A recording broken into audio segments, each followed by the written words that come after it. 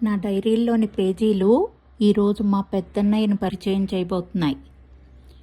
మనిషేమో 6 అడుగుల విగ్రహం, మనసేమో నవనీతం. అన్యాయం జరిగిన చోట ఎగసిపడే అగ్నిహోత్రం. చీమకి హాని జరిగినా చెలించిపోయే మంచు పర్వతం. అందుకేనేమో కష్టాల్లో ఉన్నవాళ్ల కన్నీళ్లు తొడవచ్చు, కర్కసుల్ని కటకటాల వెనక తోయొచ్చంటూ పోలీస్ ఆఫీసర్ అయ్యావు. ఆ యూనిఫామ్కే వన్నె తెచ్చావు. నా 7వ ఏటే నాతో యోగా చేయించావు. శరీరంతో పాటు మనసుకి ఫిట్నెస్ కావాలంటూ మెడిటేషన్ మొదలుపెట్టించావు. 7వ తరగతిలో నువ్వు చెప్పిన సైన్స్ పాఠాలు మనసుకి ఎంతలా హత్తుకుపోయాయంటే అవే నన్ను సైన్స్ టీచర్ని చేశాయి. ధైర్యంగా ఉండాలంటూ దెయ్యం కథలు చెప్పేవాడివి.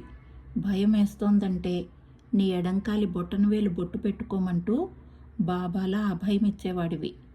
బోర్ కొడుతోందంటే బొమ్మలేసిస్తాను రంగులేసుకో అంటూ ఏనుగుని వెనక నుంచి వేసి క్రింద ఓ సున్నా చుట్టేవాడివి.